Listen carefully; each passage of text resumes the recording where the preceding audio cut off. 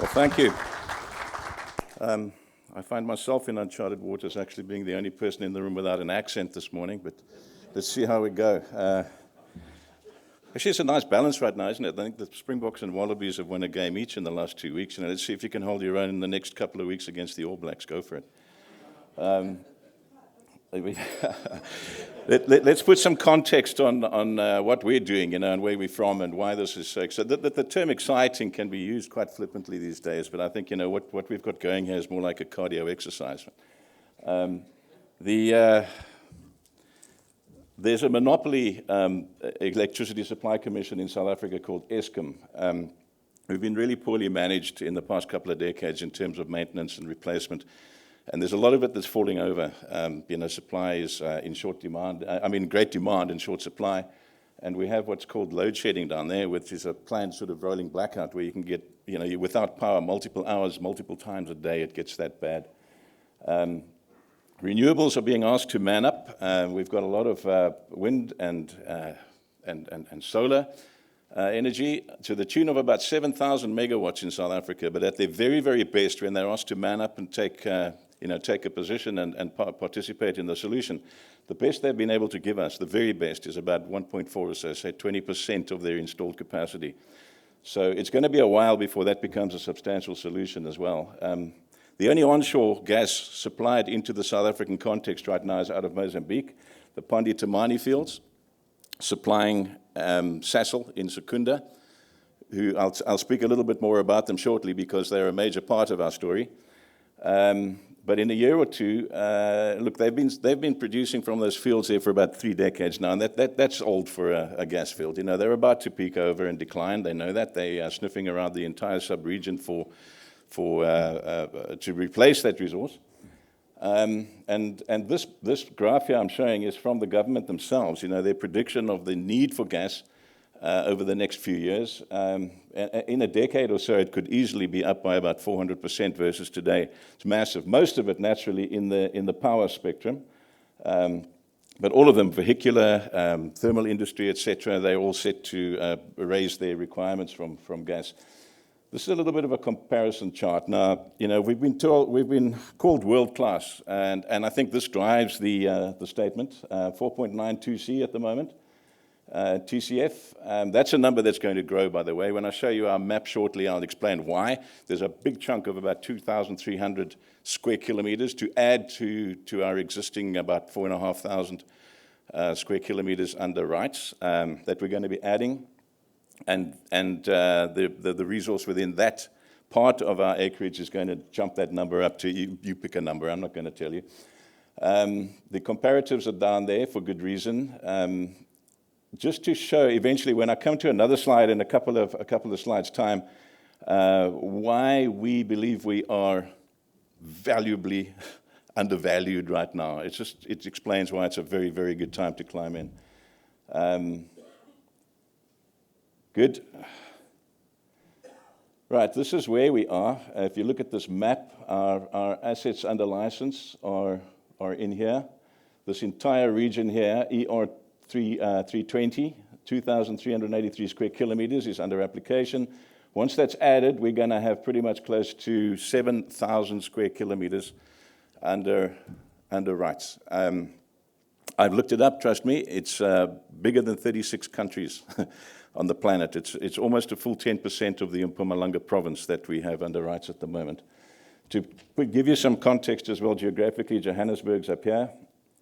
Not working too well, but and Durban down this side, if you like, Mozambique over that side. We have 30 holes in the ground right now, 23 core wells, 7 pilot production wells, and every single one of them has cut gas. I don't know how many of you guys out there know of other companies with a 100% strike rate. There's a great coconut shy going on. Every time we sink a hole in the ground, right across our acreage, we're finding gas. There's a heck of a lot of it down there. Recently, we drilled a 3-well program to add to 2 existing wells called the Korhan cluster in honor of the blue Korhan. I'm an environmentalist. I like birds. And the blue Korhan I'm honoring with this cluster of wells in terms of nomenclature. And we've confirmed some good commercial rates out of that. We had one well that's not yet commercial. It's fixable, maybe with some slant drilling. But it's enough to drive a gas-to-power project, a small one, which I'll explain shortly. The second last point there, to spud in September, yesterday, as I left here, I got the approval from PASA, the Petroleum Agency, the regulator, to drill a core hole right next to the Majuba Power Station, which is about there, within about 4.5 kilometers of Majuba. In fact, they approved 2 sites, so we can choose. We've got our sights on one of them at the moment. Now, the last point there, the IDC, the Industrial Development Corporation, this is institutional money. This is the government's investment body, all right? So this is the government showing their confidence and their interest in what we're doing.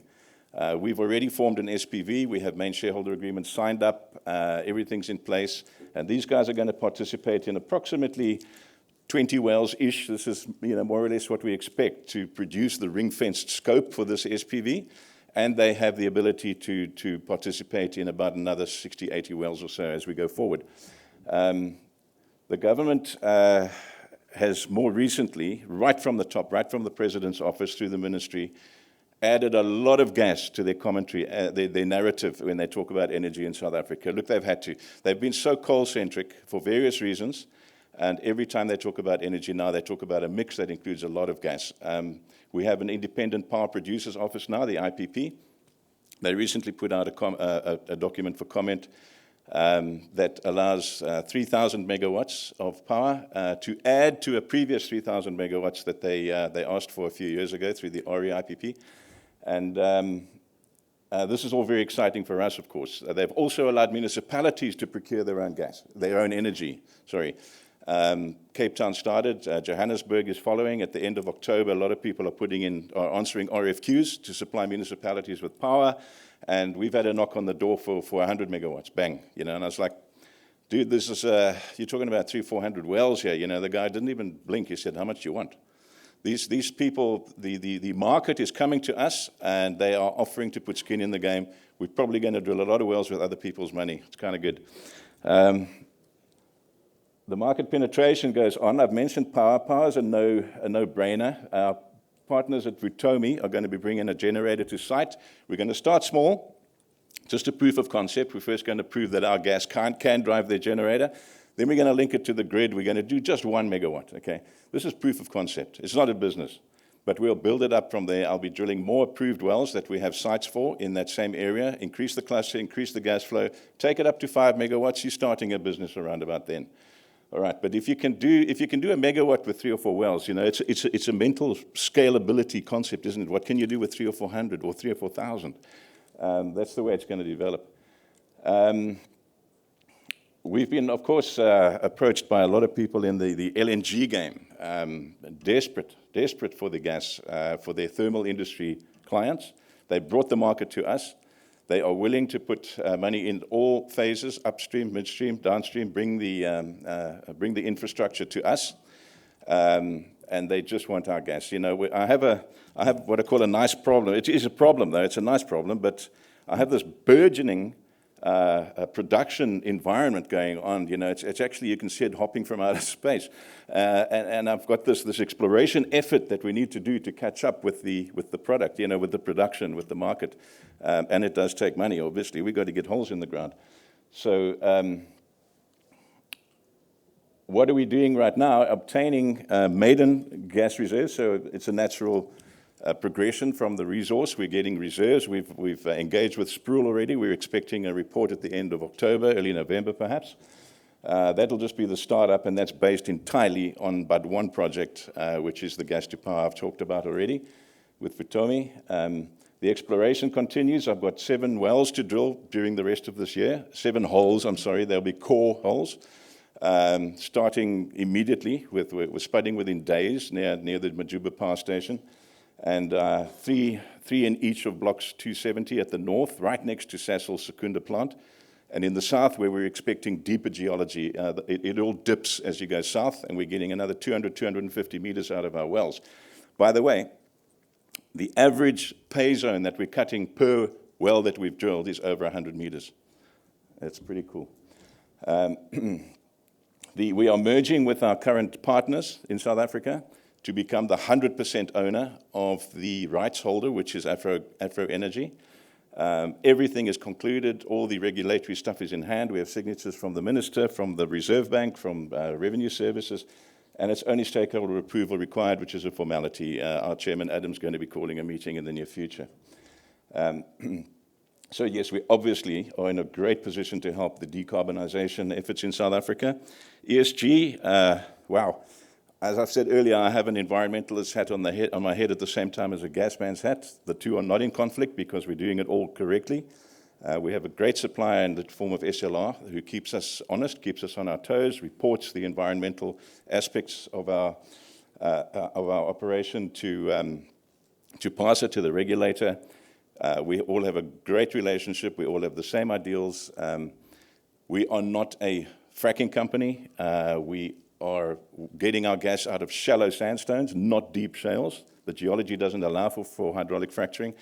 Our agreements with the landowners are packed with environmental obligations, and we keep every one of them religiously. Localization too. I'm a great believer in those who know me in South Africa know me as a promoter of localization, local content, local procurement, right down to the farms where we're working on. If we need gravel, we need plant, we talk to the farmers first. We talk to the local communities about commodities, about security services, about transport, about everything that we can get from them locally. We go ahead and procure as local as we can. It also gives me a good reason to be a rand-based cost company. Look, this is dated last Wednesday. The chairman and I went to Sydney last week, and when we came back, this was almost double. This entire top line here was almost double. We bounced off about 11 or 12. It's been a little bit of selling. We settled back to about 9 odd cents at the moment today. You'll have to look. I'm not sure. Market cap goes up to about 60 from 40. It's all good news. It's all good direction. This graph is going to look very different if we were to put it up, to replot it today. The problem, before you start shouting at me what the problem is, the cash in the bank, it's reasonably low. That's being solved as we speak. And by the way, it's going to be solved with South African rand. We have substantial parties in South Africa that are ready to throw money into the bank for us to help us to get these wells in the ground that we have to do for this exploration effort to catch up to the demand for the gas. You can come talk to us a bit later about that if you like. The chairman and I will be at the booth all day. And as we close off, just the line items that we intend to do in the next few weeks and months. This is not years. This is weeks and months. As I've said, the exploration, we've got the wells to do, the core holes, I believe. The gas to power project, the generator is going to be arriving on site pretty soon, and we're going to start this proof of concept. The merger completion, I've explained. We're taking over. We're absorbing our partner company in South Africa. We're going to own the asset in South Africa 100% as Kinetiko Energy. The reserves growth, naturally, our maiden reserves are being worked on right now. We're evolving. That's just the first of many. Every time we sign up MOUs and gas sales contracts, the renewals are going to show step increases in our reserves. The IDC showing the government confidence in what we're doing.